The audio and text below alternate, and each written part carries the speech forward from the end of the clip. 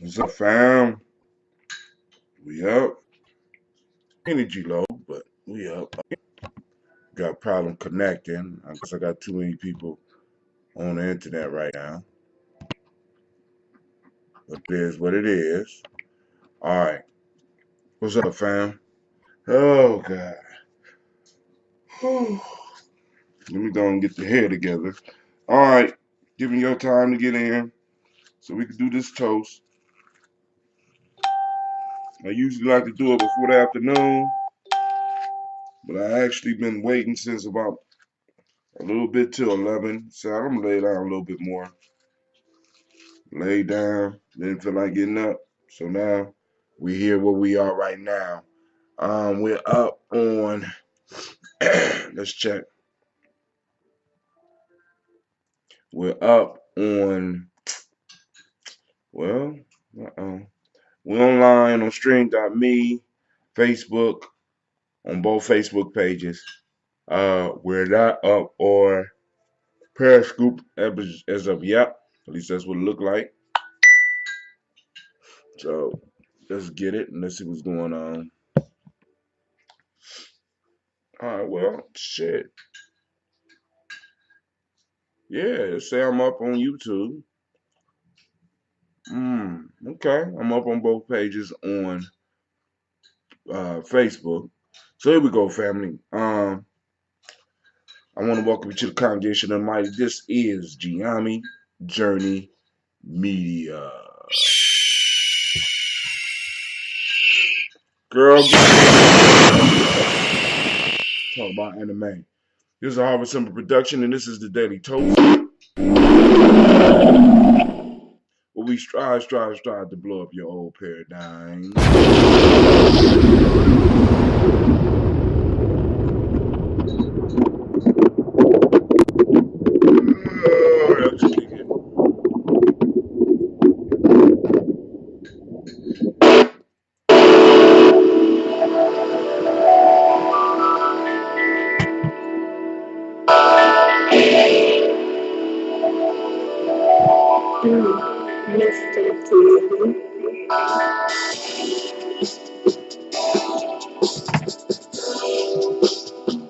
Drink your water.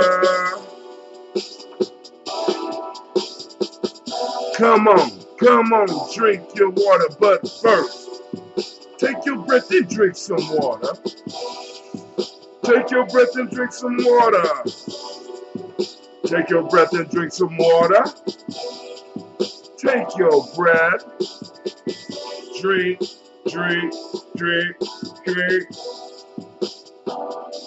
Or should we say, breathe, breathe, then drink. Grab your bottle to get that water. Twist that cap and quit that water. Lift your glass and pour the water. Just pour your water. Drink, drink, drink, drink. Or should we say, live, pour, then.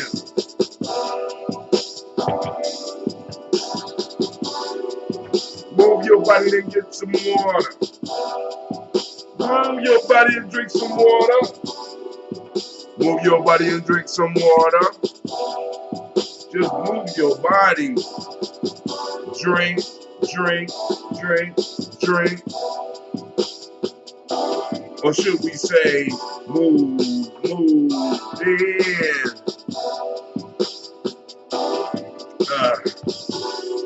Now raise your glass and toast your ancestors. Now raise your glass and toast your ancestors. Now raise your glass and toast your ancestors. Raise your glass. Drink, drink, drink, drink. Or should we say, raise, toast, then.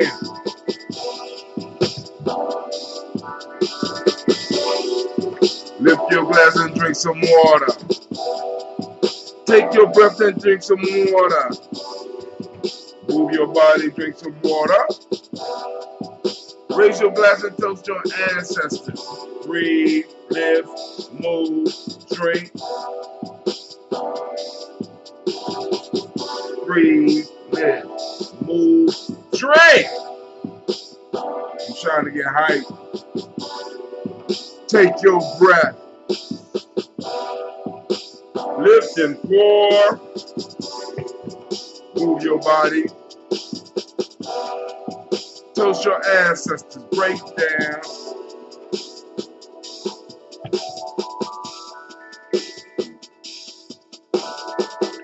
Drink, drink, drink, drink. Alright, family. Let's go and do this. I got the lines open if there's anybody want to call in. The number is 614-556-4535. I'm going to put on some nice soothing music. And we are going to move through this toast. Let's do, I downloaded one, but I'm going to have to go and download another one while I stall and sip. All right, family. So you know how you download something, you say, I know I downloaded it, and then all of a sudden it's not there. Well, this one is not there. But it went straight to the page that has the stuff on it, thank goodness. No, it's not straight. Shine Light, Summer 1. Wait, is that on there? I should have had a Summer 1 on there. All right, cool. But that ain't what I want.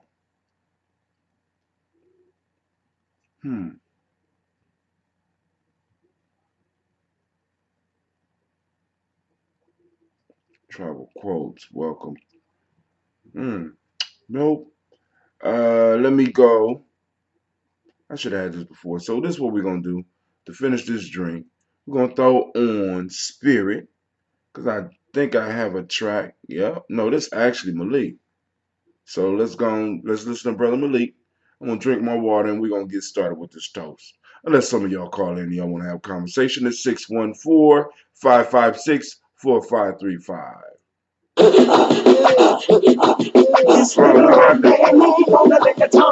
He's got that flavor, partner that with the hungry diggy.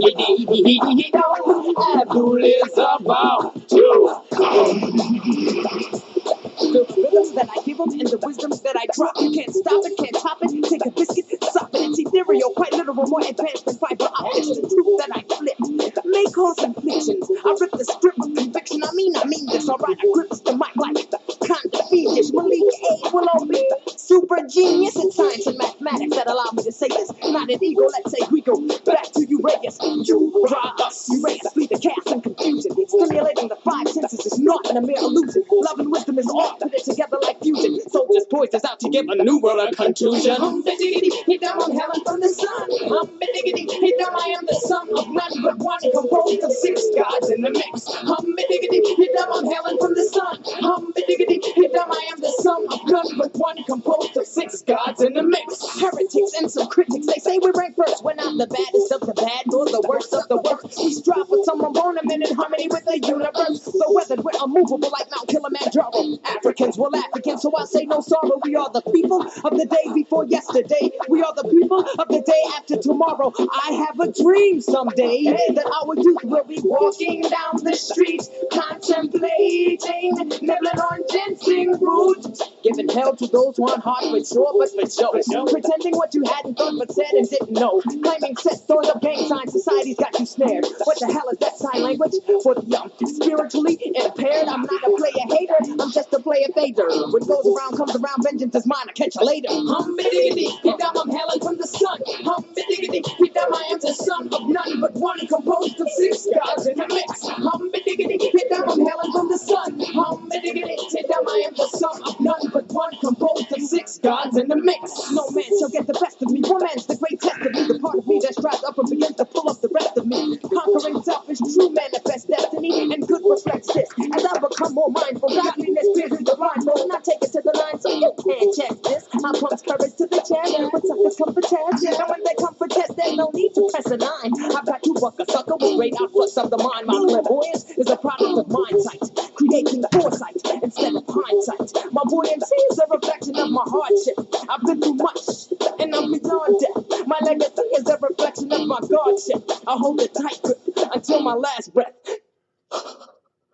Hum-ba-diggity, hit dumb, I'm hailing from the sun. Hum-ba-diggity, hit dumb, I am the sum of none but one, composed of 6 gods in the mix. No gimmicks, just a few turntable tricks, executed by DJ Superman, top notch. More vision than Blackwatch. He steps upon the heads of DJs like a quick game of hopscotch. Wherever the top drops, then we must begin with musical sustenance. True, that comes through the eye of the storm, though cosmic in fact.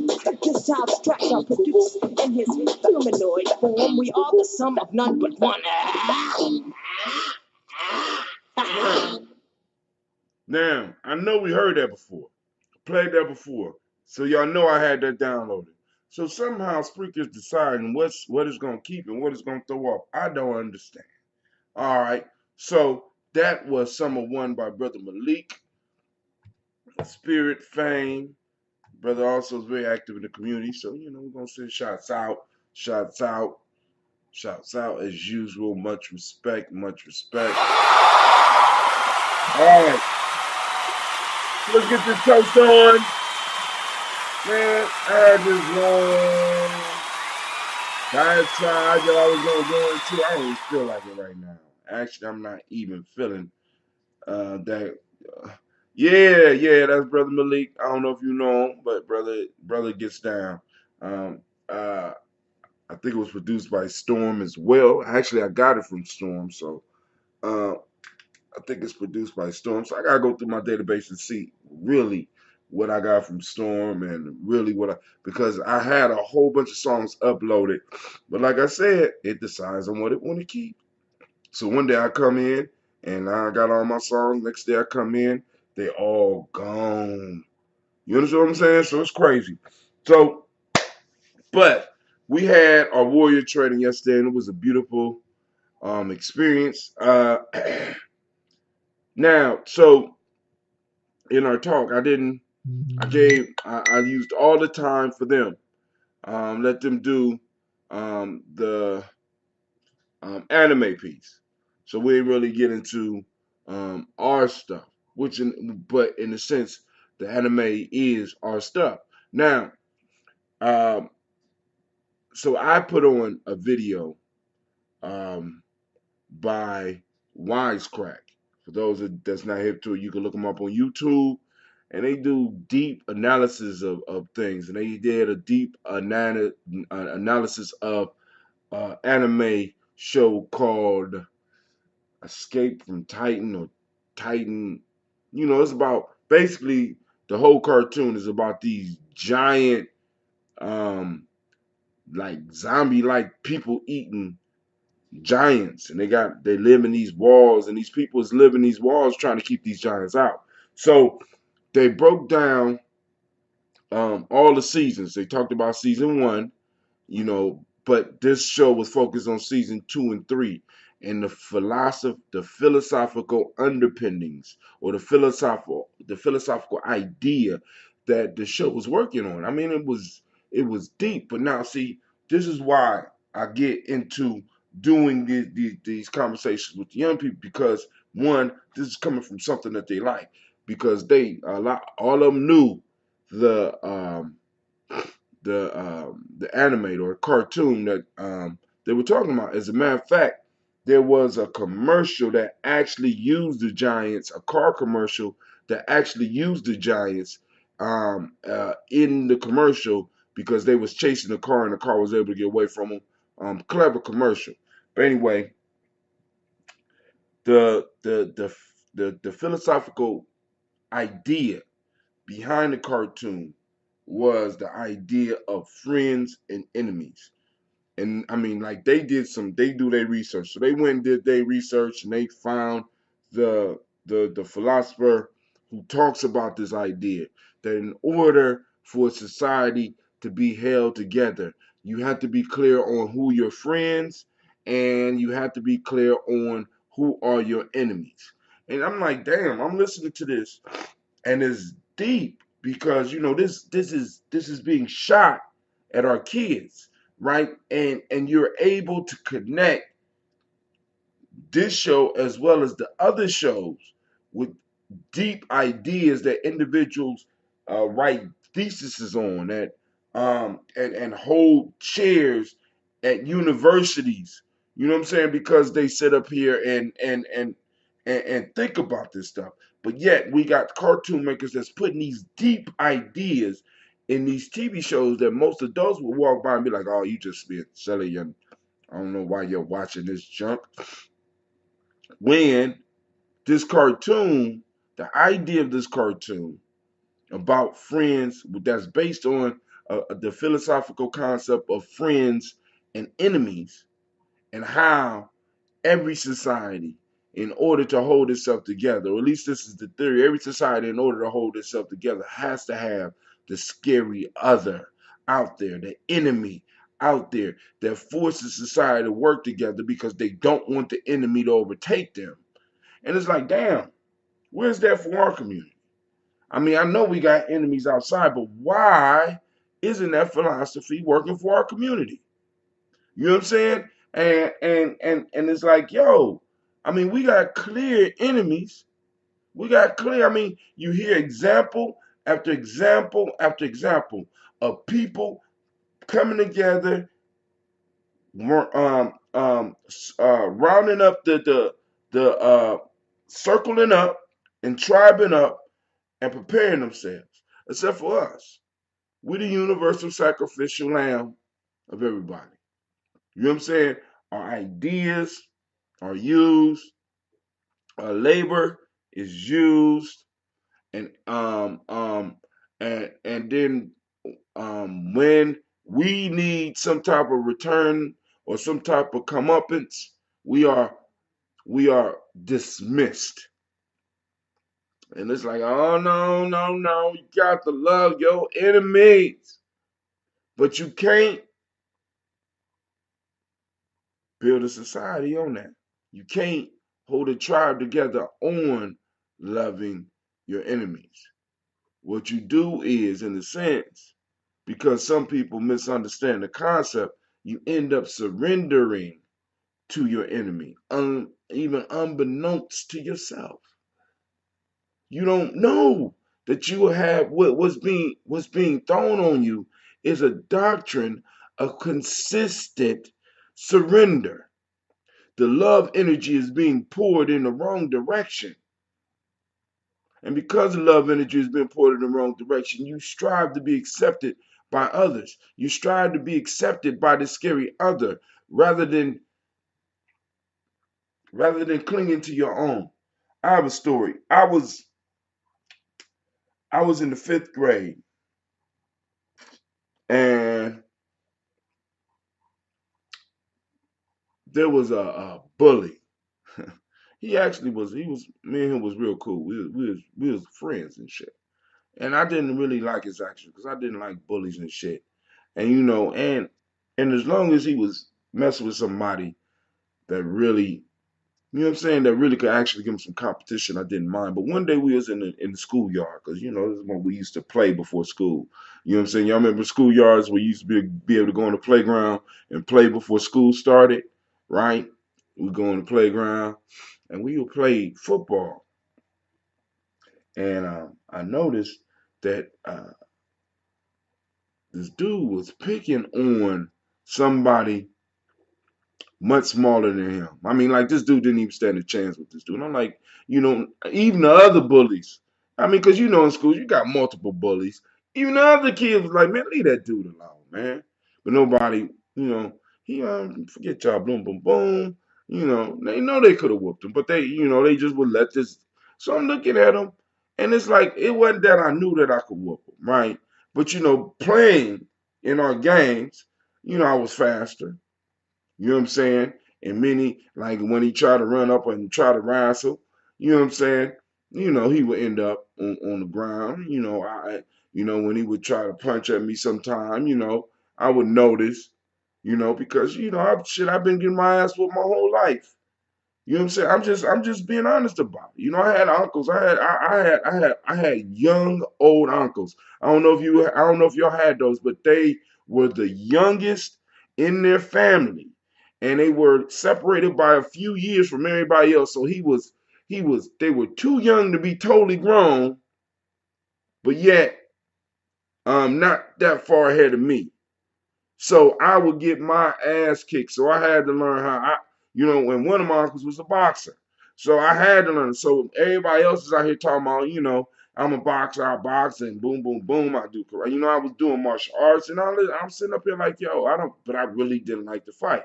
But I pull out the glove. But anyway, so whenever we would do that, he didn't stand a chance, right? So I'm sitting up here like, leave the dude alone. Shut up before I jump on you. Whatever, man. Come on. All right, whatever. Y'all want to play football? What? No, punk, boom, boom, boom. And he jumped at me and he hit me in my chest. And I stepped back and I started laughing. And he hit his pose like he wanted to fight. He was showing off for everybody. I whooped his ass from one side of the playground to the other side of the playground. When he wanted to box it, I boxed his ass down. When he wanted to wrestle, I pinned his ass and started whooping him on the ground. It didn't matter. However you want to come to you, I wish you would have kicked because I was prepared for that too. You know what I'm saying? But the point that I'm trying to make is that I whooped the bully. Now, what that got to do with what you're talking about? I'm getting to it. So later on, to get me back, a couple of days later, he knew that I worked on a paper route. And this nigga chased me down with a stick and he had his partner with me. So no matter, so when I went to go get one, the other one would come at me, and I mean, it was nicely organized. They was whooping the shit out of me with these sticks. Niggas wouldn't drop the sticks because I could have got both of them possibly. You know what I'm saying? But the one guy was so scared of him, and he was being bullied by this dude. And I was telling him, said, dude, you know what I'm saying? After I get done with this, he gonna jump on you.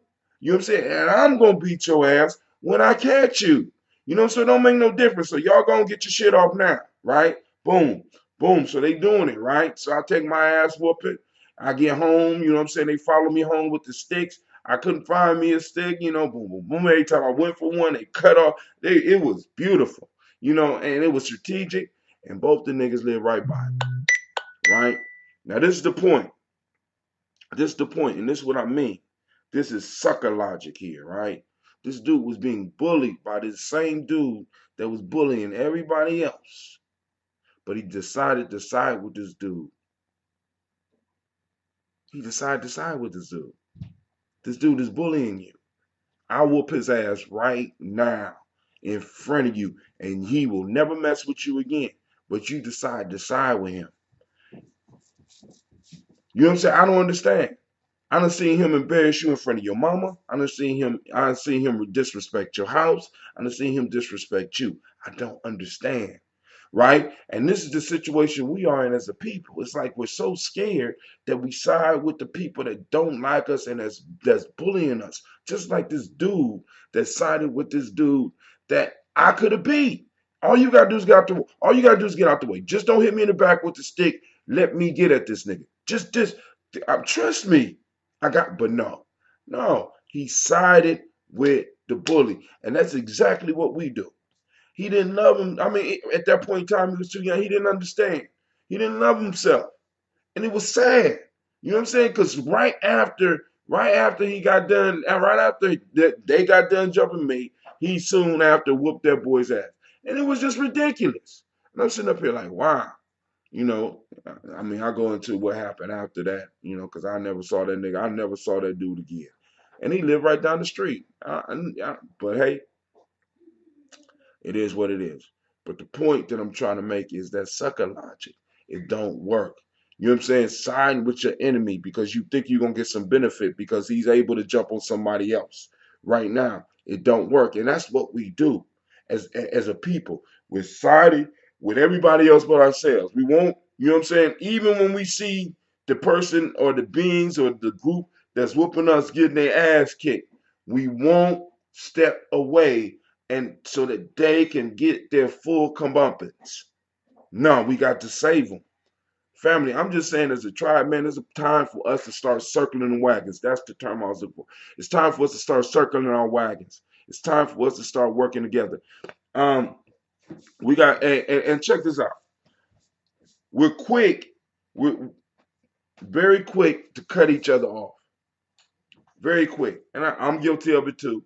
And I'm gonna work on it. But we're very quick to cut each other off. and we're quick to cut off organizations. But this is the challenge that we face. I want y'all to think about this, right?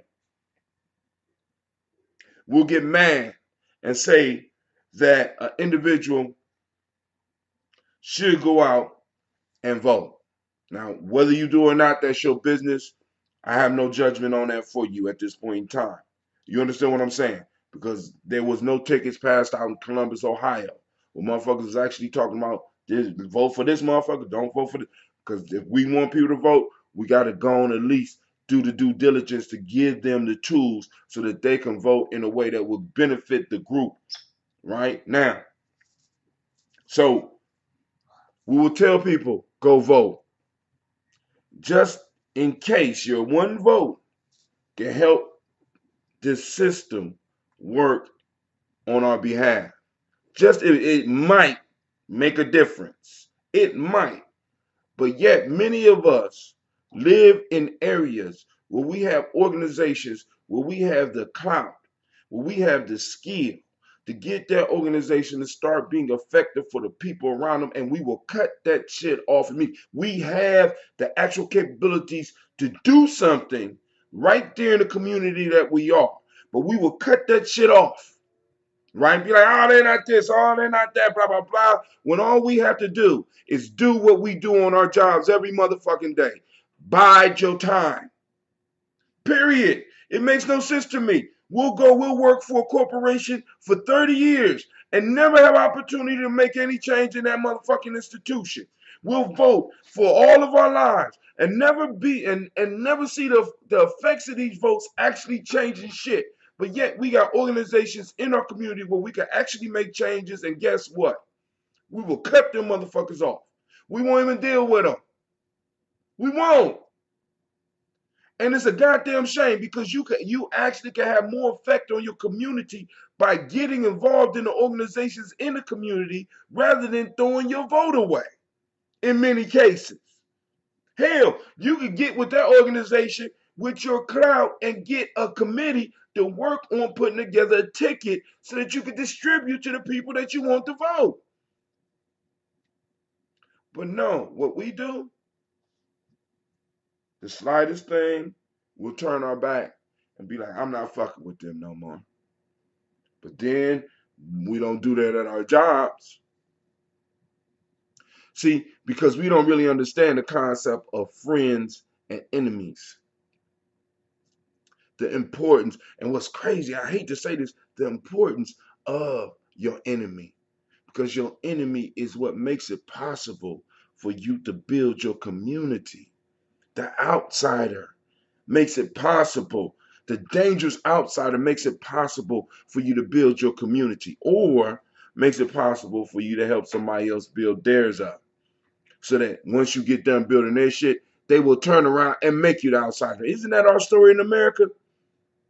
Who is the outsider in America that helps hold this whole shit together? We are hybrid. We are insider outsider. We are built-in insider in this country. Right? And I know like we are connected to Africa, and I know I don't want to insult nobody, but family, if you had to go back to Africa right now, you would not know which country to go to because Africa is a goddamn continent. And I'm sick of people talking about it like it's a country. It's a continent. And do you even know where you would go, and do you even know that you would fully be accepted? Because most of y'all have not been there. Most people that be talking to me about Africa have not been there. I've been there.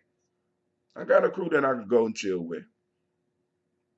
All right? But the fact of the matter is my family is here. And the majority of them would not be able to go because they have not laid the groundwork for that situation. So really when it comes down to it, family, this is our home. And we have been made outsiders in our own goddamn home. And we okay with that. We don't combat that.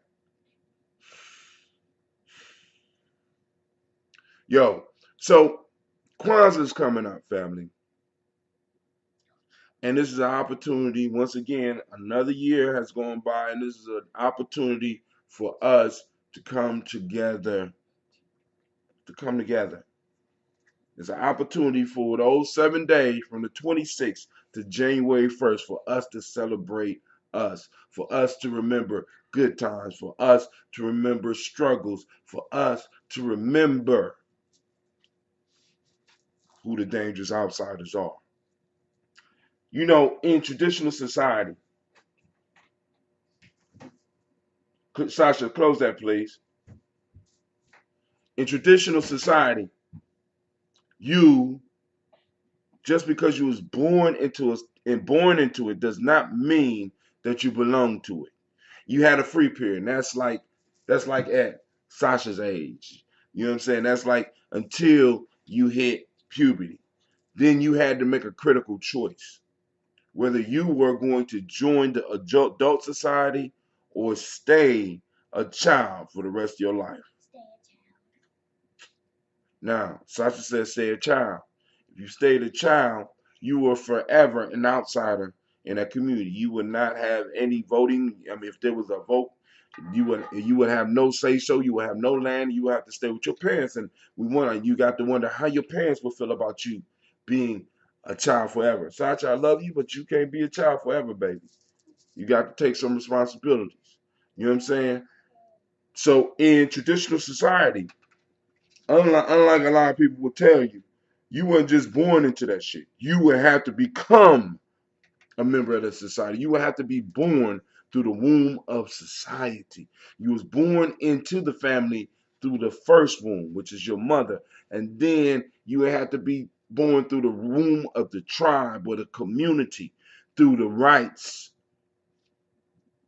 So you just didn't belong because you was there. You had to be useful. What use were you to the people? And I know a lot of y'all like, oh, that's not how it was. It was all love and no, dog. It was about survival. It was about being able to thrive. It was about being able to make it to the next day. It was about being able to defend your land because you always had people coming that wanted to expand their territory at your expense. You may have always had people trying maybe to get your crops just because. You may have had people trying to get at your woman just because. Yeah. All over the world, including Africa, family. This is why you got so many tribes. This is why you had so many tribes. And each tribe had their own area. And each tribe would fight to the death to defend their area. Even up possibly until this day. Even within the countries that were artificially created by European nations. Which I don't never hear nobody talking about that shit. My fault, West Asian nations, because there is no such place as Europe. That's part of the mind fuck that they got us in. I'm sorry, family, but I'm taking calls. Call in. I'm feeling better now. I'm I'm cleared up now. I'm feeling better now. Huh? Yeah, the cut still hurt. See, and it's right in between. It's right on the web of my finger, so I got to keep it still because it'll easily come back open. So, family, if y'all want to call in, let's see. We got multi great truth, peace to all. Shouts out. I don't know how to pronounce that. That's multi LSA. Shouts out. All right, family. Let me go and type in the number for those that might want to call in. Then we're gonna get into this toast, and we can have a conversation after the toast. If you want to talk about what I was talking about, or if you want to have something else to discuss, because that's what Gye-Nyame Journey is about. I'm about learning. I'm about growing. Because I know I don't even have a drop in the ocean of life. You know, and I'm 50, so I still got a long way to go. But I'm not gonna let some dumber motherfucker guide me. I refuse that shit. You see what I'm saying? You know what I'm saying? So if you're gonna call in, come with it. Come with it. You know what I'm saying? Because we got a bunch of dumbass scholars out here. I'm sorry, baby. I mean, don't act like you ain't used to hearing me. But we do got a bunch of dumbass scholars, dumbass PhDs out here. It's just ridiculous. Some of the information that people the shit we talk about. You know what I'm saying? And we have fucking war and motherfuckers is trying to be somebody else. Nigga, I mean, that's not camouflage. You thinking you something else is not camouflage. You know what I'm saying? I been in the military. Camouflage actually helps you blend into the community where you at or the area where you are. That's camouflage. You pretending like, you know what I'm saying? That's like going to war in bright pink and talking about I'm going to think myself invisible. It don't work like that. Nigga, you on a battlefield and you sitting up here talking illusionary shit. I can't handle it. I can't deal with it. You know what I'm saying? So that's just, that's me. That's what I tell him. That's how I feel right now. I might feel different tomorrow. I don't know. Probably not. Let's do the toast. Yeah, my daughter said we about to do the toast. Brother Tim talking too much. I got my youngins around me. We also there was a practice for those organizations that will, if you need a place to practice or to prepare for Kwanzaa, we stop writing on your mama stuff. Y'all just love beat. Put it down. Real life here, Gye-Nyame Journey. She trying to write on the damn lamp. All right, call in number. 614. What is this I said for me? Call in 614. Go ahead. You don't know? 556. 556. 4535. So you do know. So you just was doubting yourself. I do that a lot too. Don't worry about it, baby. You get it together. I don't remember your password. Huh? I don't remember your number. You don't remember my number? Well, I hope you don't get in trouble when you need to call your dad. 4535. That's not actually my phone number. That's the number for the show. I mean, because y'all be calling that to school. I don't know why y'all do that. My kids be playing on the phone trying to prank call me, and they be calling the line to the show. So I be getting. You don't be. No, it don't ring. I get a text saying you have somebody on a conference call line, and I'll be like, "Who is this?" Call in 614. 5564535. All right. Let me do it on my page as well because we might have a few people on the page. 61. I'm gonna say it before you do. You gonna say it for me? Hold on. I'm about to pull up my page right now. I gotta go. It's gonna take me a second. I need a piece. Oh, by the way, family, my car will be. I'm hoping it will be done by tomorrow. And I want to send shouts out to all the people that helped me. Miss Tracy, thank you for the ride because we was gonna catch the bus over there. Miss Tracy said, "Hell with that, with time." You know what I'm saying? She was waiting around here, got us up there. Shouts out to Sister Jill because she know the kids was there all day. She came and she got my little girls so that they could play with her baby and her babies at the crib, and they had a real good time while we was doing warrior training because we had to be there. We was there from 11. We was there from 11 till 6. And then shouts out to brother the royalty, brother Deshaun for 614. What? 4. This was for. I gotta look at this. 0. If food waste were a country, it would be the third biggest carbon. Wow, that's from Urban Gems. All right, but so anyway, she took care of it. And then royalty brought me home, brother Deshaun. Got it together for me and made sure that I made it to the crib. So I want to send shots out to the tribe because in many different ways. And then on top of that, Sister Jill took it upon herself to make sure that my girls got involved. That's right. Made sure that the girls got involved in the Kwanzaa celebration. How she do that? She told them, she saw them running around. She said, get over here. Get in here. Y'all about to be part of this Kwanzaa celebration. I said no. You said no for how long? You ain't gonna tell your auntie long. Exactly, because we don't play that in this tribe. We don't play that. It's real life here. It's real life here.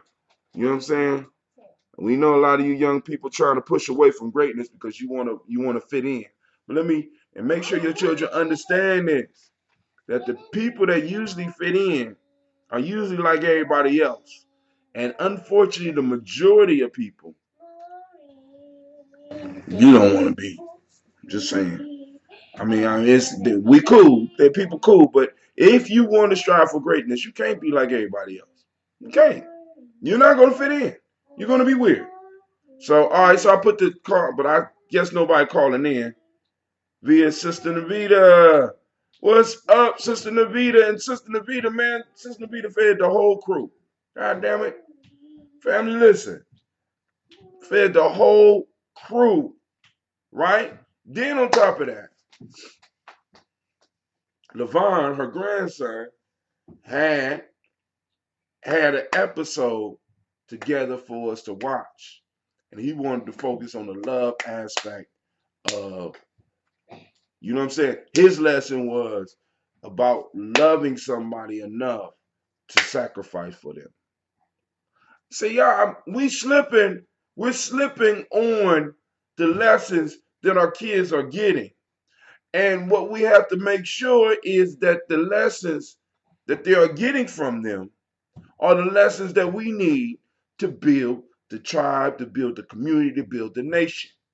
There's nothing but us to take 15, 20, 30 minutes to sit down with our young people. We could get them in groups and talk to them about what they're watching, even what they're listening to. It's nothing. You know what I'm saying? But nah, you know, we do our young people a lot of times like we do a lot of the organizations. I'm just through with your ass. I'm through. But we still we're involved in the system, hoping that the shit is gonna change. And we've been involved for years. And I'm just saying, those of you that are in my age grade, we are that close to eldership. Now, there's one thing that I do know, that in our community, people still respect eldership. And there are active organizations in which we can get involved and be the leadership. This call is being recorded. Uh-oh. Who on the line? Who this be? It's Shaka. Well, Shaka who? I don't know no goddamn Shaka. Hold on. Let me see. Shaka who? Let me check my database. Let me see here. Is it the cheese grits Hasbury? Go ahead. What's up? I got turned off while you on the line. My daughter started dancing, but go ahead. She like that. Yeah, I just woke up, man. Me too. Well, I mean, I woke up a while ago. I took me a long ass bath, but. Mm-hmm. You was calling the What you talking about? Oh Lord, I can't. I don't know, man. It's just I'm just on a stream of angriness right now. Who? I did that yesterday. Oh, what you did a show? Yeah, I went live yesterday, and what really pissed me off is I woke up and I heard the news about Kevin Hart. What happened with Kevin Hart? Well, he was supposed to host what was it, the Oscars or the Academy, right. The Oscars, I believe, and they snatched it from him because of some gay jokes that he made like a decade ago. A decade? Yeah. When it was okay to make jokes about gay people? Yeah. God damn. Wow. So they could. Well, I mean, actually, because I guess it was okay to take Quaaludes at one point in time. But I digress. But go ahead. Yeah, man. No, I mean it's a trend, and the thing is that it just seemed like they bullies. They bullies. It's like, hey, Kevin Hart, the funniest man in America. You know, one of the richest comedians in America. Hey, you want to host this? He's not one of the richest. He's not one of the richest comedians. Go on with that shit. But go ahead. I'm just saying. And that's not my opinion. Right. That's not my opinion. I mean, I'm just saying that on a business tip, yo, he is one of the richest comedians right now. Kevin Hart. Okay. That's barbershop talk. That's not me. Okay. All right. Now, okay. What barbershop was you at? I'm at the same barbershop as you. I'm just fucking with you. They ain't talking about no goddamn Kevin Hart in his pockets being fat at the one I go to. Speaking of that, shouts out to what's the barbershop we go Big to? Up to Kurt Britton and Ghazi. Ngazi, Ngozi is where we go, right? In Uh, Goldie. yeah, Ngozi is where we go. So if y'all want some good conversation, that's the spot to head to. But yeah, now, so see, because I got a question. I got a question. But hey, I don't know. I don't know. Maybe Kevin Hart is making hundreds of millions of dollars because there's some, I mean, now far as black comedians, he's balling. I agree. But as far as white comedians, nah, nah.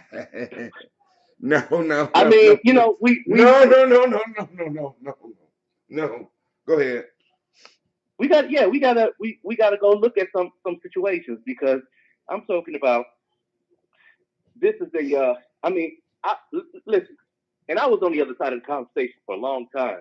Like I don't really think for a long time I'm like I don't think Kevin Hart is all that funny. He's not one of my favorite dudes, you know. And I started changing my tune like last week sometime because I saw something in Kevin that I'd never seen before. And that was the fact that when uh, when Cat Williams went all the way in on Tiffany Haddish and said that she didn't deserve her position in the industry, that she was spoon fed, whatever his gripe Whatever was. his gripe was, Kevin Hart's response was Uh, what? I love you, Kevin brother. Hart Kevin Hart went on Kevin Hart went on the Charlemagne show with Tiffany Haddish and let Cat Williams have it, and he let him have it in such a way that you couldn't argue with him. He broke down statistically why why Cat Williams didn't have what Tiffany Haddish had when he had his shot. He messed it up. You know what I mean? And he's talking about like his longevity in Hollywood money and what makes him so substantially more successful than Cat Williams and and showed exactly where Cat messed up, right? And he came at him. Well, he didn't come at him. He was just defending his sister, right? And he Right, said, all "I right, I feel get like," that. he said, "I feel like you took my little sister's ball and threw it over the fence, and now this is me telling you to go get it." So You know what I mean? he was defending his tribe. Yeah. She part of his And tribe. I felt like that was very honorable. That was his whole reason for being there was just to set it straight. And man, so when I saw that, and then I heard about Tiffany Haddish's story about how she came to where she at. Kevin Hart really did put her on. He showed her the process. She believed in the process. She used, the no grits, no glory, and got to where she at. And that's what it is. So to have this organization give him a job, just say, you know what, we're good without you. That to me is that's some bully shit. Well, That's now, some now, now, now, now, now, now, now, hold up, talking about my good white people, man. Don't do that on the show. You can't say that, man. My fault. This is Gye-Nyame. You can say whatever the hell you want. Now, listen. Let's just say this. Now, that's not our show. That's their show. They decided who they wanted. And it just so happened that a bunch of gay people might be on the motherfucking committee to decide who's done shit. So somebody found some film to go and knock them out, and that's what they're gonna do. And this is gonna continue to happen to us until we start, as you say, as I say, circling our wagons. Because there's no way that if he was tribed up the way he was supposed to, that shit should even went down like that. Actually, motherfuckers should do like Will Smith and Jada Smith did last. I'm blocking that shit out. You know what I'm saying? If you really with him, I don't even watch the Oscars anyway. Who wants? I Who? mean, here's the piece out there. Kevin Hart at this point, listen, and I get where you was about to go with that. But let me go back to why this because this wasn't just about Kevin. This is about 2007 when Isaiah Washington lost his job on Grey's Anatomy because just on some like chilling out and hanging out with his co-stars at the award ceremony, he had called his co-star Patrick Dempsey a faggot, and that's why he had lost his job, right? And you know how homeboys is, and even if that was the case, I mean, let's just be real, all right? Now, if he owned that and he called him that, maybe they knew something that we don't know. But now they exposed him, fired him from his job because he made this reference, right? And it's just happening over and over again. That was over a decade ago. It's the same thing. It's like you know, it might not be emasculation, but it's showing that hey, we still can throw our weight around. Yeah, and that's the piece where it's like now I see some bully behavior. No, well, you know actually, so, what you see is some plantation shit.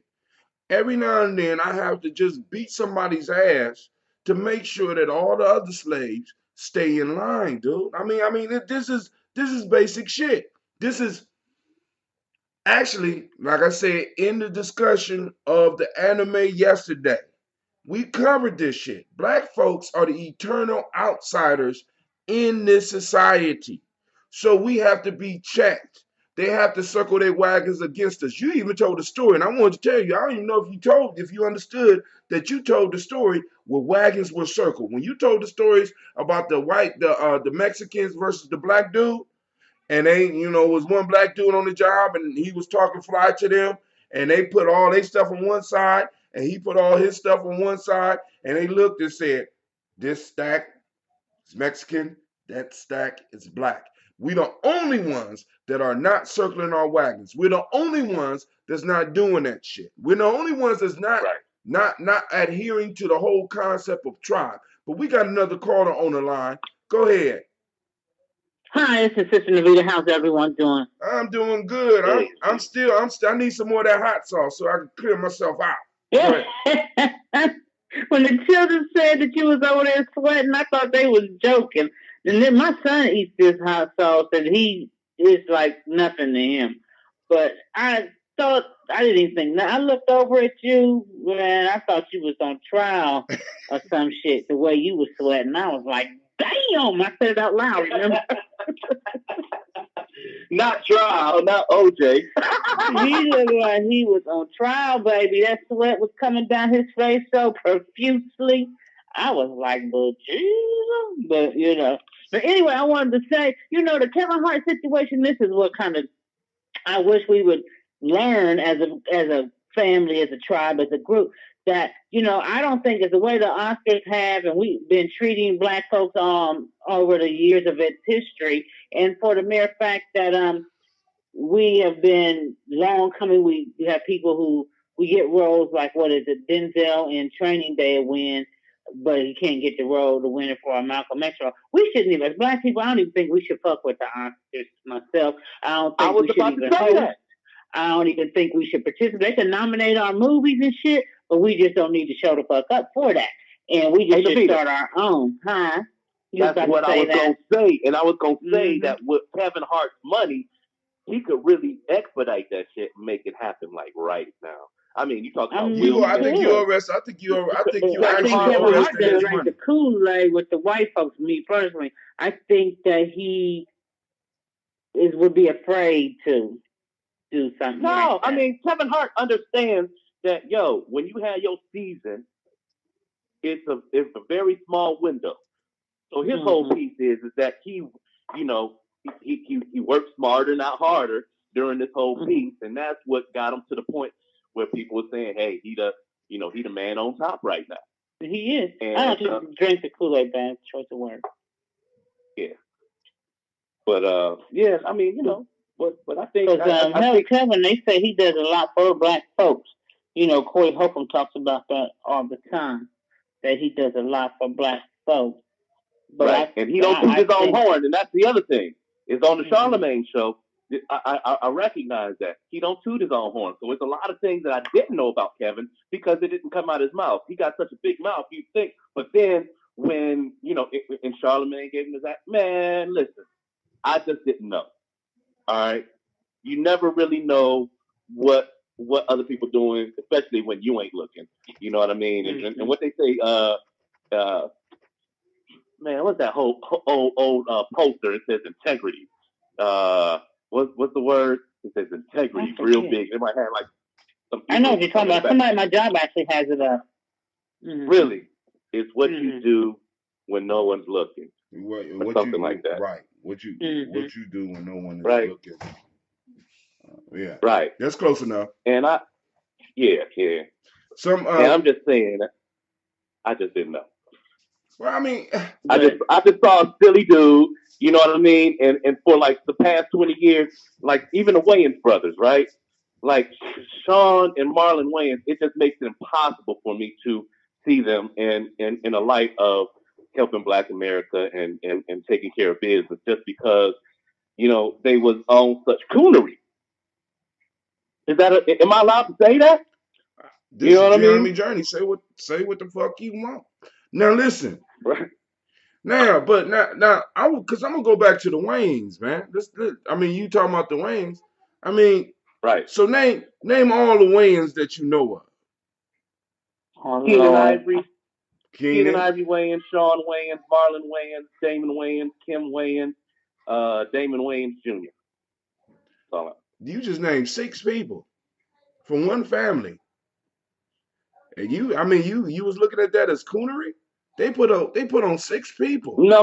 I'm looking at the product of what Sean and Marlon was putting out. Oh yeah, they were like. Oh, you know, Tiffany Haddish. If you want to talk about Tiffany Haddish is a coonery, buffoonery.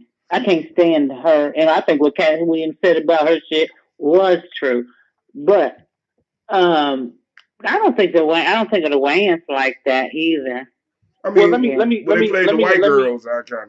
justify what I'm saying is that when it comes to like scary movies and stuff like that, like my 8-year-old son, I'm not comfortable with him watching that because before all this gay stuff became like real big, they was on it already.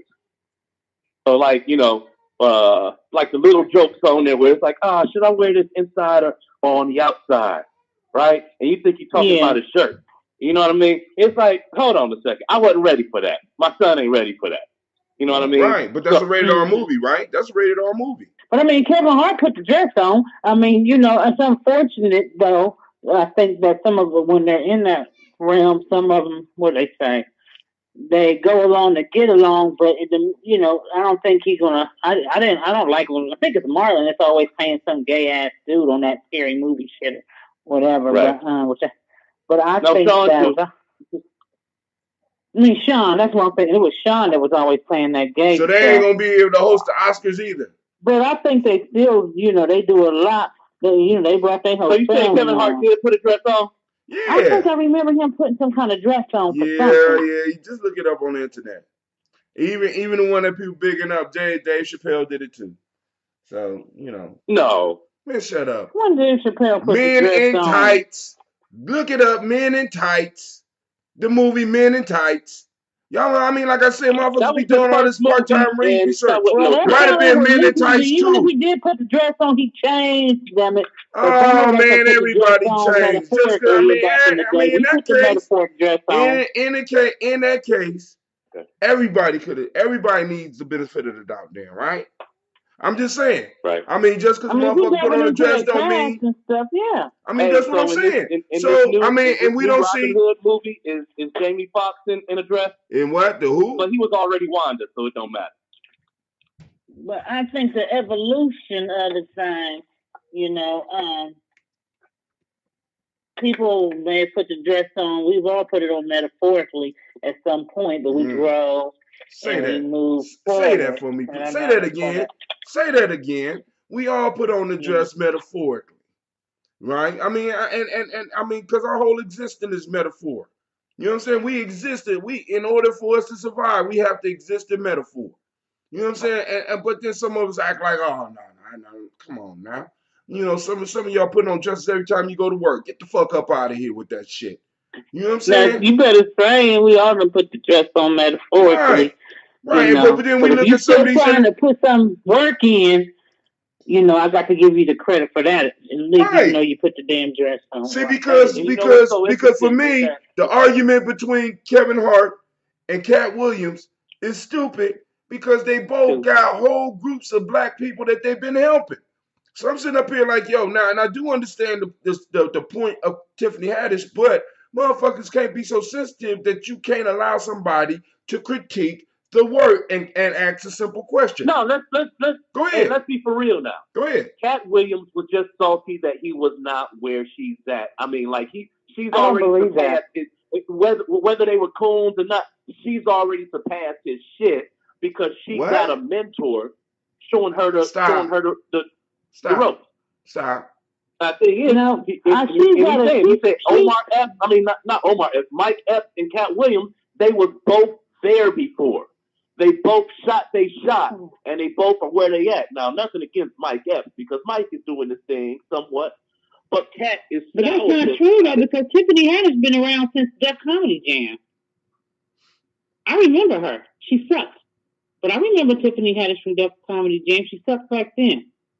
Right, but what I'm saying is that through humility, so you say she sucks really or metaphorically? I don't think it was through humility. I think she just like on Empire, she felt every stereotype that was negative about black women and she put it on the screen and hunkies loved it. That's what I think. And that's how she made it. Cat Williams, on the other hand, he's not that type of comedian. And he's not that type of person, you have a different... Right. Now I don't think that Cat Williams is going to kiss nobody's ass to the point where they want him to. Hey, and that will make you... Hold on. Wait. Demetrius, hold on. The 14-year-old at the soccer game. Hold on. Cat Williams ain't going to That motherfucker was disrespectful. Shit. He lost, but that little 14-year-old was disrespectful, and he needed his ass whipped. He didn't get his ass whipped, though, Navita, so he wrong That's twice. The unfortunate part. He wrong twice. Whipped, though. But Demetrius Miller says, lift up 10 and drown 10,000. Damn. They lift up 10 and drown 10,000. Damn. That's some that's some deep thinking there. You lift up 10, because we really got to see how the work affects, and I mean, is it going? Because really, man, he puts on here. He said Will Smith didn't need a dress because he played the homosexual role in what is that 6 Degrees of Separation? Yeah. We have to remember to factor in. We have to remember to factor in the black boule. Hollywood is a Jewish state. Music and culture is a weapon, and we have to be clear about that. And we're not clear on that, so we're not able to operate with it in a proper fashion. If you don't know it's a weapon, you'll turn around and shoot your goddamn self with it, and that's what we've been doing. You know what I'm saying? We allow everybody to be a nigga now. I mean, even we don't even protect that word no more. So now we got a little rainbow bright boy running around here. I don't even know what he is, but I think he's going to jail. Is that the one that says going to prison or something? Got licensed in prison for something? Yeah. I don't even know what he is, but I mean, it's like everybody could just, But go ahead. Yeah, Shaka had a point he wanted to make about 6 degrees separation, probably. The thing is that I feel like the underlying piece is that like gay folk, right? Gay folk are evolving as a culture, and they, and all of us need to take heed at this because all of us can be some bullies when we're trying to make a point about our culture and when we do drive up. Well, you supposed to be a bully. So like, what's that? You supposed to be. But you say that, yeah, that's why But what's the bottom line for me is that if you're not imposing on my culture, then I don't have a problem with you. Right. Just like gay folk, we can hang out at the coffee shop. But I'm telling you the truth. I remember one time, you know how my son Pharaoh loves the Wizard of Oz, right? Mm-hmm. And we had some folks' house. And it's so funny because I don't even want to say what their nationality is because it just makes too much sense.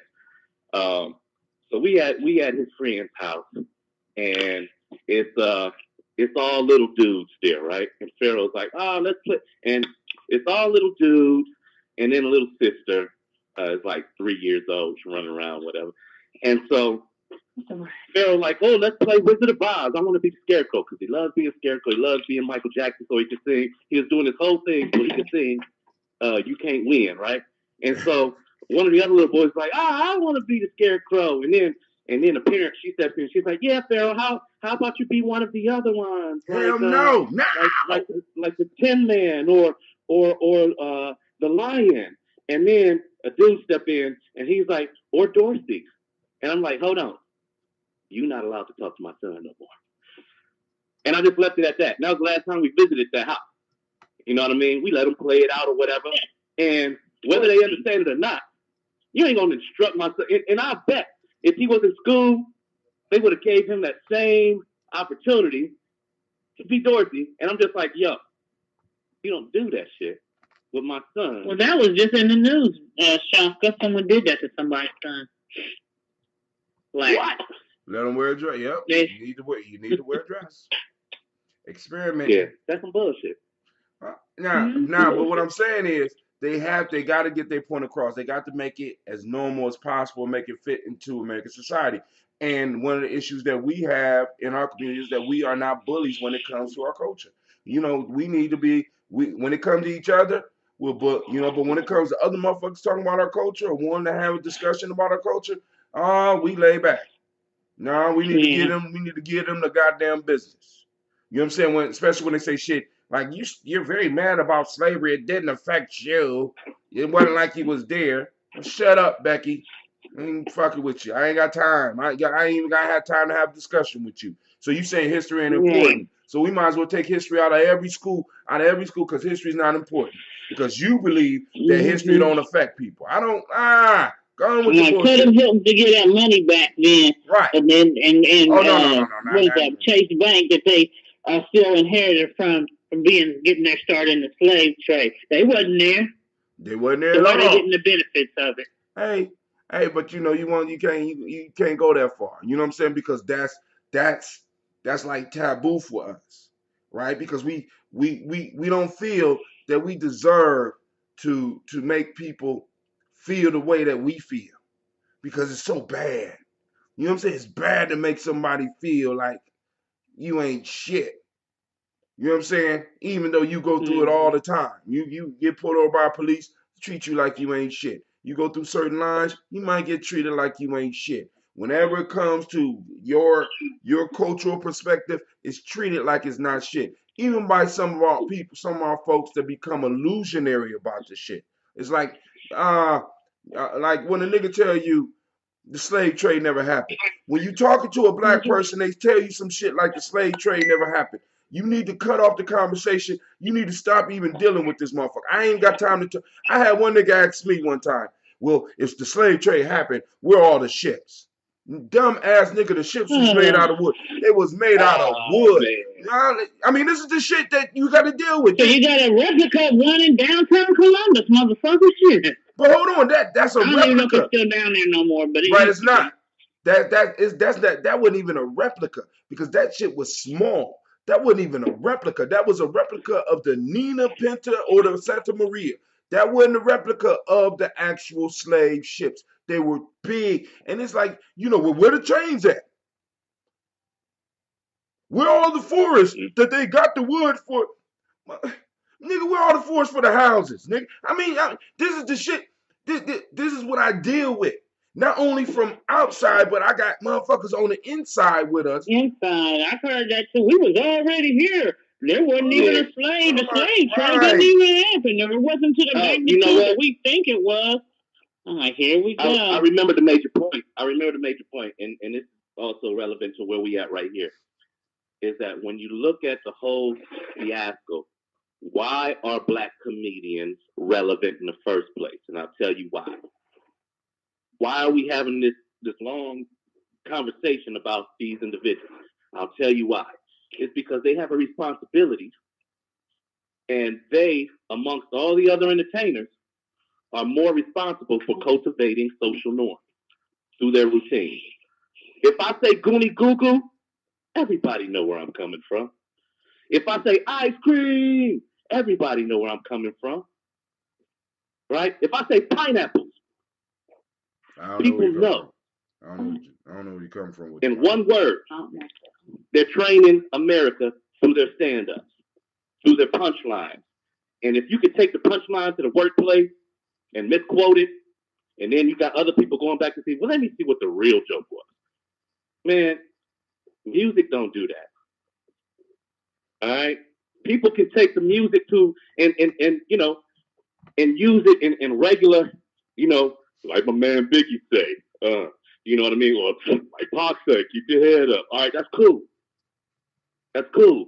But when it comes to creating a whole scenario and what Kevin Hart said, I I don't see nothing wrong with it because what he said in the stand up is, as a father, uh, and from father's perspective, he says that he's like, my kid What's up, ain't Tylise? gay. All right. He said, my son ain't gay. He said, I just feel like every kid has a gay moment, and it's all about how you deal with that. Hey, son, stop that. That's gay. That's what he said. That's what he said. Ain't nothing wrong with that shit.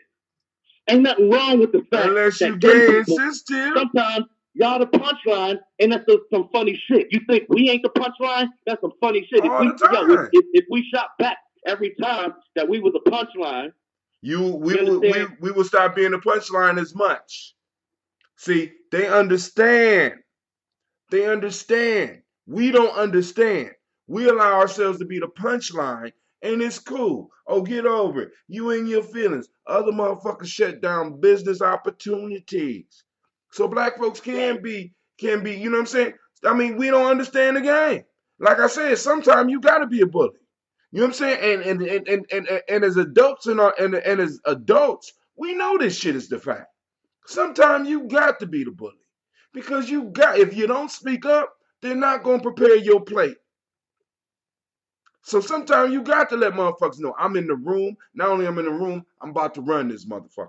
But Yeah, and you know what? I've been waiting on our own awards thing since Will Smith and Jada was talking about it. because they Now let's diffused get that it shit. done. They diffused that shit because the next year they nominated a bunch of black awards, and black folks don't feel that it's valuable enough to go and run our own shit. As a matter of fact, we go to the BET Awards and act a motherfucking fool. You know what I'm saying? Yeah, and it's like, Right. and it's such a minority of us. See, and this is what we don't even understand. Tone Talks call it the decadent veil. So we think black. I mean, and I know some people gonna be about to go off on me on this shit. We think we got a lot of money, but we think we got a lot of money because this veil has been thrown over us. So all that we see is, in a sense, black success. But yet we living around, we see black normal, black norm. We see black success so much on TV, like like you got this whole empire shit. You look at this shit. I don't even watch this shit. Stop it. Or I you don't either. or you see the one with Ghost in it, whatever that shit is. The other one where Power. you Power. You got all this. You got all these shits where all of a sudden these niggas got money out the kazoo, and you be like, damn, I wonder where they at. You know what I'm saying? But it's so few, and they make sure that we see that we can't even evaluate where we really are. So we get mad No, about. the reality in that, the real ghost is gay. Keep going. Damn, I'm you done took all the wind out my sail. Um, the fuck can I say now? I ain't. But I need to go and do this toast. I got to fold up these clothes and start getting ready. It was a pleasure talking family to y'all and with y'all. I ain't saying you gotta get off the line now, but I'm about to do this toast. So we gonna give our ancestors their due, because that's what we here for. So first, giving honor to the Creator by whatever name you choose to call that Creator. We lift up our glass and we say, I say. From there, family, what do? We move to our list, and the list goes as such. Miles Brown, Ms. Ann, Robert Tex, Anna Davis, Herman Brown Sr., Rosalie Tilly, Georgia William, Walter, Christopher Fanny Gasson, Aunt Lena, Uncle Chris, Aunt Fiend, Cleveland and Geneva Brown, Margaret Ellis, Wash Ellis, Cecil Ellis, Alvaro Brown, Jenny Gaines, Herman Brown II, Barbara Twiggs, Wash Ellis Jr., Katie Ellis, Nikki Ellis, Jamon Jones, Jeremiah Toppin, John Fillard, Montague Pittman L, Nomo X, Pat Mon Rob, Malika Fakur, Dr. Marianne Williams, Kojo Kamal, Elder Farmer, Elder Millie Dixon, Tony Clark, Pastor Yusuf Weston, Elder Ajani, Elder Ronald, Elder Ron Coleman, Elder Robert Donaldson, Alfred Brofro, Hector Jr., J. Edwards, Carlisle Harris, Grace Lundy, Inez Harris, William Bill Moss, Phyllis Rose, Sterling and Lucy Wright, Derek L. Pulliam, the Lester brothers, Miss Edith Brooks Crawley, Miss Marie Nelson, Mr. Frederick Crawley Sr., Miss Jerry Brunson, Mr. Alonzo Johnson, Miss Marie McDowell, Janice Foster, Charles Jordan, Carol Smith, Walter Smith, Richard Trigg, Francis Johnson, Mary Franklin, Jimmy Williams, Daniel Ford, George Gibson, Nana Loretta Clark, Inez McCrae, Fritz Clark, Frankie Justice, Katie Justice, Derek Grinderman, Virginia Rogers, Reverend James Smith, Lois Henderson, Calvin Spratling, Mary Elizabeth Walker, Raymond Walker Sr., Sarah Jane Carter, Michael Ford Jr., Kellen D. Russell, Susie B. Smith, Teresa Clay, Melvin Dale Hodge Jr., Herman Copeland, Mildred Copeland, Jenny Clay, Bird Beatty, Sarah Well, Levita Farmer, Agosto Sue, Shell Harvey, Aunt Charmaine, Aunt Evelyn, Deolis Hansberry, Harvey Hasbury Sr., Leonard Dickerson, T.C. Islam, Terrell Dunbar, Will Thomas, Sarah Berry, Mark Walsh, Merle B. Thornton, Pearl G. Thornton, Ida Johnson, Florence M. Carter, Joanne Thornton, Edgar Tricia Lewis, Juanita Wright, Robert Wright, George Wright, Mary Eliza Frederick Davis, Mary Elizabeth Rogers, Mary Esther Keach Larice, Linda Watson Hammonds, Jarrell Giles Watson, Sparrow, Slimmy, Selva Lewis, Andrew Holmes, Pearl Moore, Percy Moore, Jr., Mildred Owens, Booker T. Bolden, Charlie Hunt, Sammy Stover, Hilda Pearson, Sturgeon Thornton, Richard Thornton, Lavina Hall, Freeman Bankster, Mary Moss, Ophelia Peacock, Willie Thornton, Napoleon Kennedy, Mark Ramsey, Paul Ramsey, Matt Ramsey, David Ramsey, Charles E. Thornton, Frankie Quails, Urania Thornton, Bernice Quails, Ernestine Jackson, Frankie Johnson, Teresa Mormon, Leon Johnson, Charles Bell, Vivian Ramsey, S.E. Johnson, Delrita Johnson, Leon Johnson, James W. West Sr., James Barham, Dana Jones, Henry World, James Farmer, Mary Chavez, Leon Grace, Bessie Johnson, Hattie Levester, Mary Moreland, Paul Moreland, Elder Caleb, Rosemary Martinier, Elder Amatep Wellman, Fred Douglas Triggs Sr., Delma Triggs, Thomas and Lula Berry, Lacey and Eleanor Howe, Frank and Russell Davis, Fred Douglas Triggs II, Vina Triggs, Reverend Ellie Moore, Helen Fuller, Eugene Jackson Sr., Mildred Eugene Jackson Sr., Richard Ellis, Silas Alexander, Charles Maxwell, Percy May Alexander, Arthur Reynolds, Stanley Lockhart, Ricky Lockhart, William Lockhart, Woodrow Lockhart, Brandon Porter, Deacon Hargrove, Carlos Sawyer, Andrew Parker, Doris Donald, Ellis Murphy. Now we go to the book because I got this one done. So we're moving towards having both pages. Matter of fact, that's one of the things I got to do today. I'm putting together the second page of the ancestors. So, because we're going to have 2 pages, not 1, but 2 pages in the Kwanzaa book. I just got to get it together and get it together quick, right? So that we can have it up there, change a little bit of stuff. We gather each day to toast our ancestors to participate. Join us for a live stream at facebook.com/Tim or follow Gye-Nyame Journey podcast. Speak, I got to change that because it's now, I want them to follow us at facebook.com Gye-Nyame Journey or follow the Gye-Nyame Journey podcast at Spreaker.com. You know what I'm saying? Then also we can put up the YouTube stations and stuff like that because we growing. I missed the celebration last night for this first ancestor I'm about to read. My apologies goes out to the family. Know that she's on the list. And I got one more because I'm letting time do some healing before I reach out to part of the family to ask them to put on the other ancestor. But shouts out to Najla Parrish. She had an event last night. Hopefully somebody has sent me some pictures, and I'm gonna post the pictures up if you send them up. Shouts out to Anyende too, because he wore the Daily Toaster shirt as he was drumming there. Jim Robinson.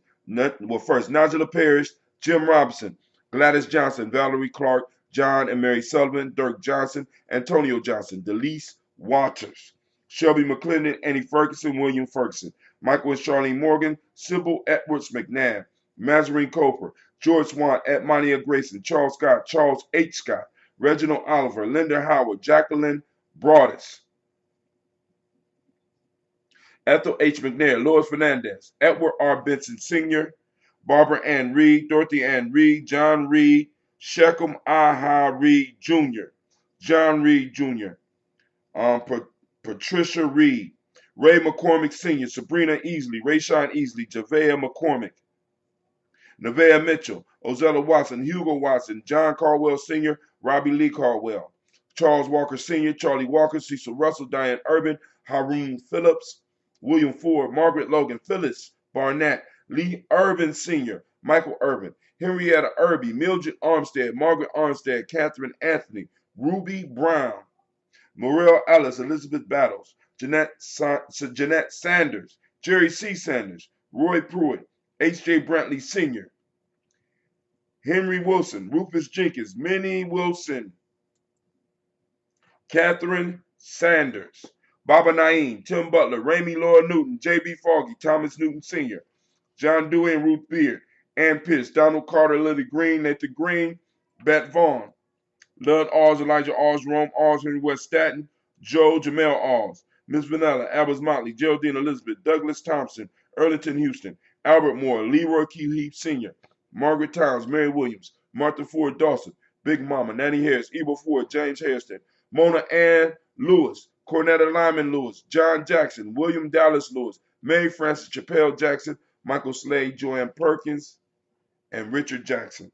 Vivian Stevenson, Neely Johnson, Fletcher Swan, Madeline Charlie Scott, Ida Casey, Thomas Coper, Doretha Ross, Viola Ross, Robert Nelson, Francis Stevenson, Leroy Stokes, Lester and Rachel Saunders, John Bowie, Alex Nixon, Eula and Andrew Baker, Patricia and Edwin Brooks, Gwendolyn and Bob Hatch, Kimball Vernon, Bradley Kim, Janie, Harriet Tubman Kate, Spencer Sturgis, Sally Mae Baker, Ethel Baker, Creola Baker, Geneva Baker, Aaron, Nino Baby Hatch, Hatch Sr., Mally Miller, Housie Hatch, Dad Cleveland, Mother Gibson, Alice Arnold, Arthur Arnold, Hattie Reed, Charles Reed, Aunt Becca, Archie Beck, Anna McGill, Charles McDaniel, Christine Cottrell, Lee Irby, Tommy Irby, Boy Irby, Jim Gaucher, George and Haley Johnson, Archie and Margaret Armstead, Diane Scott, Edgar Armstrong, Clara Fox, Gene Evans, Hallie Johnson, George and Hallie Johnson.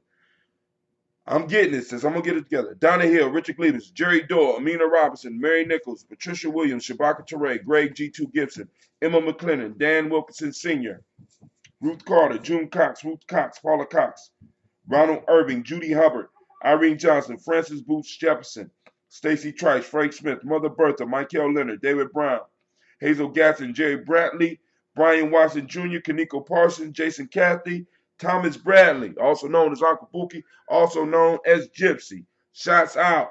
Reverend Roosevelt Word the First, Jennifer Sisselbaugh, Ada Pearl, Bob Ingalls, Jack Wallace, Warren M. Finch, Warren P. Finch, Tim Ingalls, Audrey Finch, William Billingsley Jr., Gene Holmes, Dana Jones, Peter Charles, Christy Nichols, Cardinal Robinson, Rosemary Charles, Nalon Blair Sr., Edward Stevens, Sue Ann Stevens, Janice Carter, Michael Carter, Leon Pena Carter, Margaret Carter, William Carter, Lisa Jordan, Charles Lee Mosley, Dorothy R. Blair, Florence Evans, Pamela Blair, Ransom Evans Sr., Sam Evans Sr., Joe Davis and Timothy Butler, Charles Wooden, Penny Brown, Roy Lee Printup Jr., Miriam Johnson, Wilbur Longmire, Edith Catney, Eugene Spratling, Calvin Spratling, Phyllis Lee, DeFridas Hines, Inez Bostic, Edna Bostic, Winifred Scantleberry, Wilson Hadley, Elma Hines.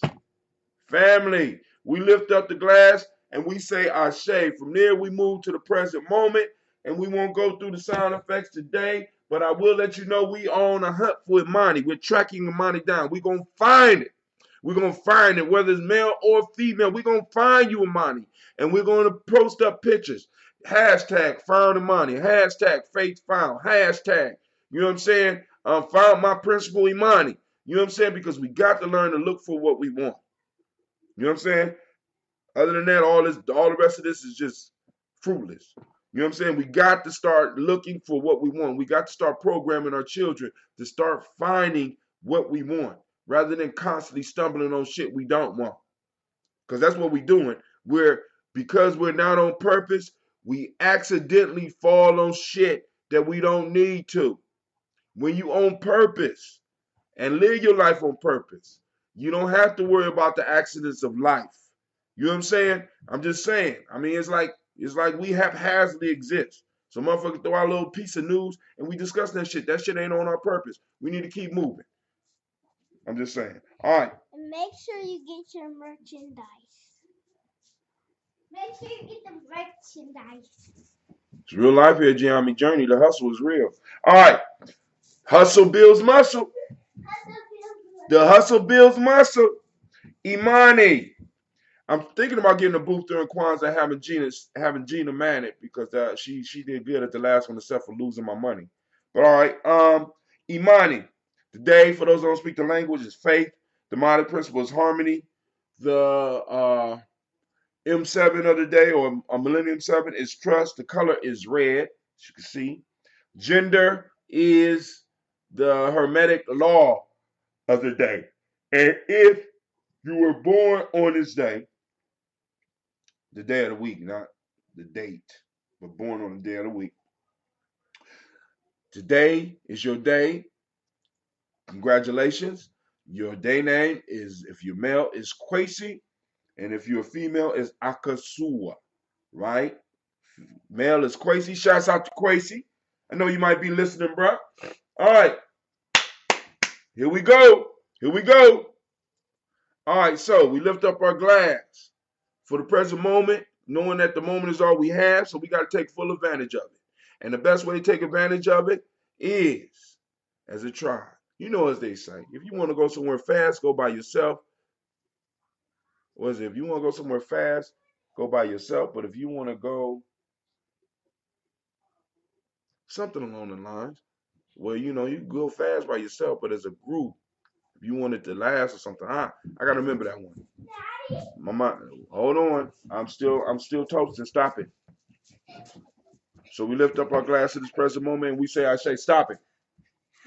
Real life here, Gye-Nyame. From there, family, where do we go? Go to the future. We toast our children's children onto infinity. And we say, I say. From there, family, we move to all of our relations and we toast and we say, I say. From there, family, we go on and we lift up our glass. And we say, I say. No, for you. This is your moment. What is it that you need? Look how beautiful that look. I took all the sediment out. No, it's not filtered. But look at that. Look at that. Looks like a nice apple juice. Smells like a wine. Boom. All right. So we toast and we say, last but not least, I toast the most powerful, most beautiful, most inspiring individual in the room.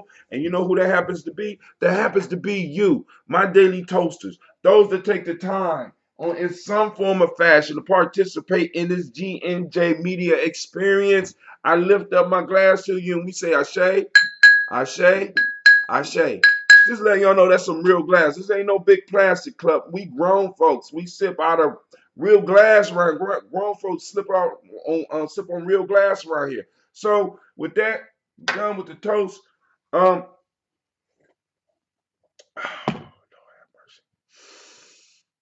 Woo! Y'all still online? Uh-oh. They muted me. I've been muted. I've been muted. All right, family. So listen, I want to thank everybody for tuning in. Now, as a community in Columbus, right? Family, one of the first steps to a business, not even just a business, but this, we need to get a staple. We need to decide. I'm saying that the staple should be something that has to do with skin. Because don't nobody else ash up like us. And as a group, we need to decide we only gonna buy this from, I don't give a fuck who. You know what I'm saying? It has to be a product that we control. Almost some, because we could go in and trade in Ghana directly with some people over there and get some shea butter over here. And we have to develop a staple because we're trying to establish businesses in our community that are not, they're not necessities. See, listen to me. I want you to look at all these cultures around us. A lot of them build up what they have on things that they need. Not, we set up businesses on wants. Like we'll go out and we'll do a clothing business. You know what I'm saying? We got expensive ass clothes. Those are wants. When shit get tight, they get, you know what I'm saying? But niggas need greens. They gotta eat. You know what I'm saying? They gotta have drink. And black folks need lotion. You know what I'm saying? I'm just saying we gotta really start thinking about and narrowing down some of the business opportunities because there are business opportunities for the whole group. Because if we are able to start focusing money in on one place and on one, you ain't got to change your whole life. You just change a small piece of your life. I'm only gonna buy. We only buying this type of shea butter, right? And as a community, and if just 100 of us do it, we can start seeing that business start growing because those 100 people, if the product is good and we can make the product good, those 100 people's skin is gonna be glowing in a way where people want to buy it. So when they set up a vendor booth and they start buying it and people start coming into our organizations, we say, hey, part of what we do is we buy this one thing from this one company. It's a necessity, right? That one person or that one group will have to start hiring other people in because the amount of stuff that they're going to have to produce is going to have to increase. We always got to watch the quality. We got to make sure we ain't allow no slick niggas in there that will, throw some jerkins on us and shit. You know what I'm saying? But I'm just saying we need to decide on a statement, whether it's a food product, whether it's a drink product, because y'all know we got more than enough people here now that can produce. Like for example, with ambrosia. If I start producing ambrosia, once I get to 30 gallons, I'm gonna have to bring somebody on to help me. Especially if we talking about weekly production. Shit. I gotta hire somebody. You don't believe me? Ask Shaka. Cause this shit ain't easy. Y'all wondering like, brother, I tell why I ain't got my ginger yet. Cause this shit, it can get tedious. I'm just trying to let y'all know. I love doing it, but just being able to look at a barrel and got 3 gallons to myself, because I know nobody else can drink this except other experienced drinkers. Like some of my experienced drinkers, y'all can drink this. Those that's been drinking ambrosia for the last year, y'all can get on with this. But the newbies, ah, shit. Lord have mercy. Staples. Want to build a community? What are we building it around? What are the staples that's going to hold that up? What are the things that we have to buy, even if we ain't got no money? We got to find a way to get it. It ain't a pair of jeans. It ain't a nice gold chain. It ain't no rims for a goddamn car. It ain't even a hat, unless it's a winter hat in wintertime. It ain't a fancy hat. Staples are based on things that people need and what are the needs of our community. And I'm saying the number one need ain't the number one need, but we all need lotion. We can't listen. I saw somebody's back one time. It was so goddamn ashy. I thought they had on a t-shirt. I had to take a double. That's not a t-shirt. That's ash. You know, and ash is very oppressive. And I think that we can go on and take control of the ash business. Y'all know I like gangster movies, right? Somebody out there on the timeline, if you're still out there, if anybody's still out there, somebody out there, tell me, what was the Corleone family business? I'm challenging. Somebody out there, tell me, what was the Corleone's family business? I'm waiting. I'm waiting. As a matter of fact, I'm going to get up and turn up the heat while I wait. I'm waiting. You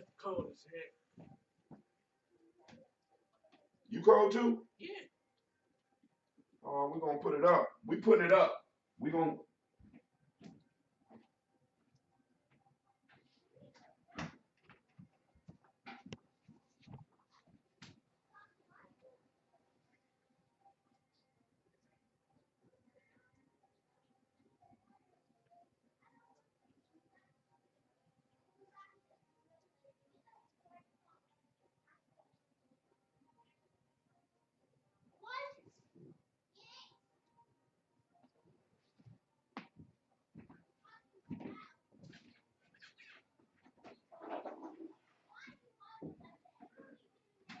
All right, what was the Corleone family business?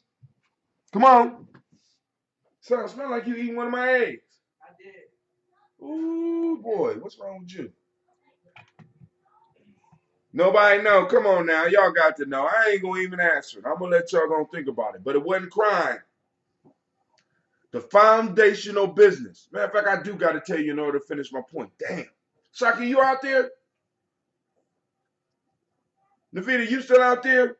Come on now, y'all gotta help. Somebody out there gotta know what the Corleone's main business was. Somebody got to know.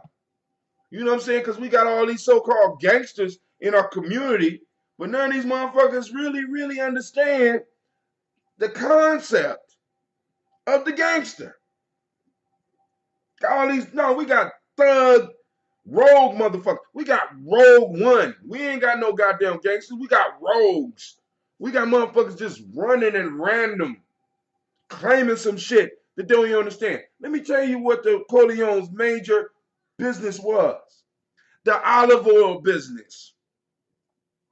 But then, no, y'all had to know that, right? It was the olive oil business. The olive oil business. When they went to go meet with Don Corleone, he was sitting in an olive oil business. This is what, and yeah, I know y'all like, well, I ain't make most of the money, but it was a staple. And the first business that they took over was the olive oil business. Why olive oil? Because the Italians needed olive oil. So they took control of a staple. Don't talk no gangster shit to me if you talking about building your whole dynasty on selling dope or selling t-shirts. I'm not doing it. You know what I'm saying? No, you can't build. That shit is not a necessity. West Asians understood coming in and taking motherfuckers' necessities. Why do you think, I want y'all to think about this. Why do you think they made it illegal in India? These are form of, why do you think they made it illegal in India to make your own salt? Oh, my fault. Maybe y'all not aware of that shit, right? Maybe you're not aware of that. The British, when they took over India, they made it illegal for the Indians to produce their own salt. They had to buy their salt from a British company, even though India was more than capable of producing their own salt. Which, when Gandhi, you know what I'm saying, some of us like him, some of us don't. When Gandhi understood this, he did a march across the country to the sea to get some salt so that he could make a statement. And the statement was, we don't need them to get salt. We can make our own goddamn salt. You grab control of the staples. Alcohol is a staple. People needed alcohol. Why? Because in certain areas they couldn't drink the water. So when you took that water and you used it to produce alcohol, the alcohol would kill the germs that would make you sick. Food is a staple. Rice is a staple. In Africa, the yam was a staple. These motherfuckers come in and try to take all your staples, dog. They take control of the things that you need. Right now, a staple for my house is gas. A while ago, I approached black folks. I said, listen, there's this company where we could buy gas from. It's deregulated. Your price won't go up. As a matter of fact, I might be able to get you even a lower price. And even if it do go up, it's going to be so small, you're not even going to recognize it. Family, let's do it. Motherfuckers looked at me like I was crazy. I say, don't you understand that this is a state? This is something that you need. This is something that you got to buy anyway. Family, until we take control of something that we have to buy, and we have to buy, and we make it part of our ethos, that we have to buy it from ourselves. You will never see a Chinese family going to a black Chinese restaurant. I'm just saying. Are we serious about moving to the next level where we are? Or a lot of you niggas y'all waiting for Wakanda. Y'all waiting for Wakanda, right? Y'all waiting for us to discover vibranium in the hood. Nigga, even if we do find vibranium in the hood, you're not going to own it because we don't own the land that the vibranium is on. And even if we did own the land, do we have the capabilities of defending it?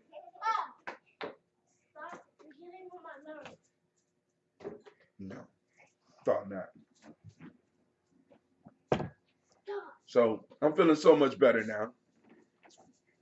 Just this whole shit is just pathetic or whatever. I don't know. It's just, I don't know. I just feel so much better when I just get this shit out. Family. Also, I would suggest that some of y'all get your own show. You know what I'm saying? I mean, like I said, also, family, those that are interested in assisting with me doing the Daily Toast, I want to do 2 pages for the Daily Toast. You know what I'm saying?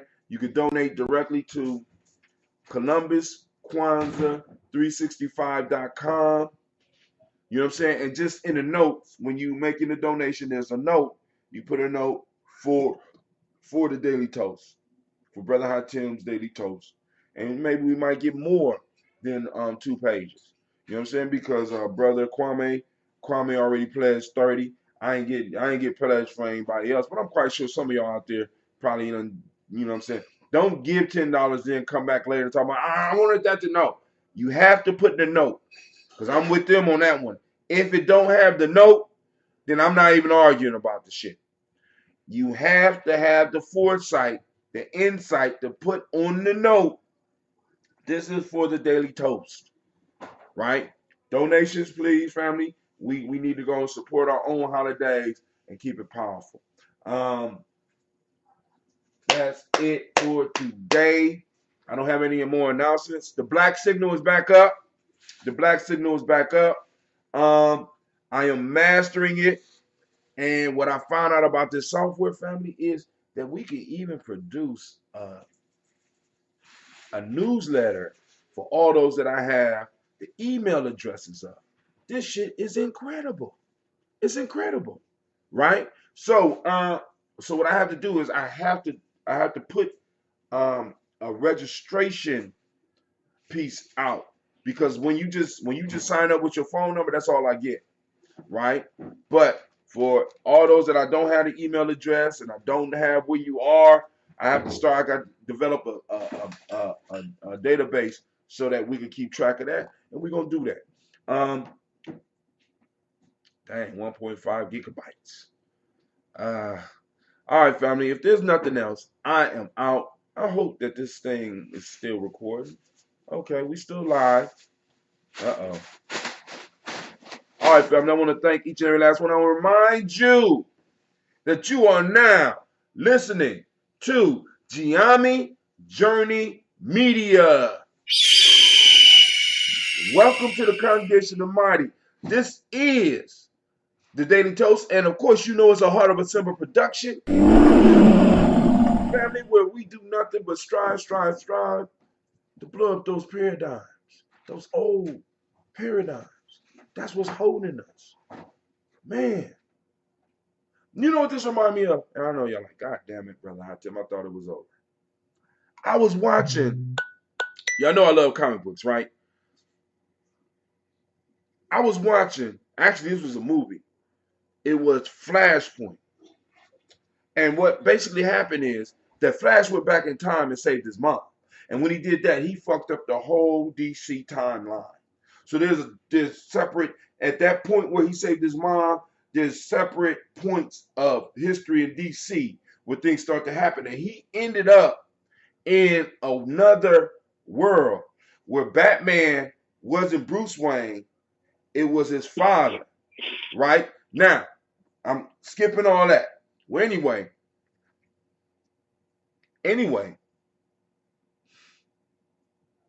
they found the Flash was trying to find Superman because he's like, man, we could save this timeline. We just gotta find Superman. Where's Supes at?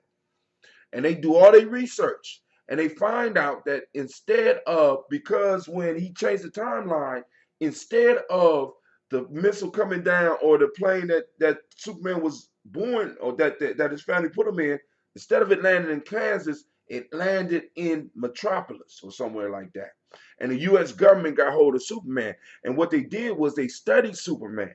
And what they did was they took him and they placed him down deep in the earth and surrounded him with red light because that would keep him normal. And he grew up a young, feeble individual, and they bullied his ass and made him scared of regular humans, and they just kept him isolated all by himself. And that's sort of how we are. He had no idea that he had superpowers until he felt the power of the yellow sun on his skin. And all of a sudden, he started floating up and shit started blasting out of his eyes. You know what I'm saying? He didn't even know that that existed. And that's how many of us are. We don't even understand who or what we are. And what's even worse, we don't even understand when we are. We don't even understand when we are. Right? So, family, this brother Hatim, I'm out. Oh, I'm sorry. You still on, Shaka? Uh-huh. Well, what's up? Why you ain't answer my Godfather question, dog? Come on now. I know. Okay, ask it because I was on hold. I was on hold. What was Godfather? I ain't at no, don't know, because you already answered it, and all I know, you probably listen to my shit trying to steal my inside Godfather information. No. No, you know what it is? I got a messenger call, and then they called, just hung up, and then you came back on the phone. Mm-hmm. Mm-hmm. So, Mm-hmm. mm-hmm. Mm-hmm. All right, Mm-hmm. family. I'm out. Y'all have a great day. I want to say thank you to Brother Shaka. I want to say thank you to Sister Navita for calling in. I want to thank all those that's out there. Mr. Demetrius Miller, your information and your knowledge was not wasted by sharing it with us. Shouts out to Sister CeeLo. Shouts out. Let's see who else posted. Somebody else. Multi Lisa, Multi Elsa. Shouts out to you as well. All right, family. I'm saluting all of y'all. I'm out. Peace. Hey.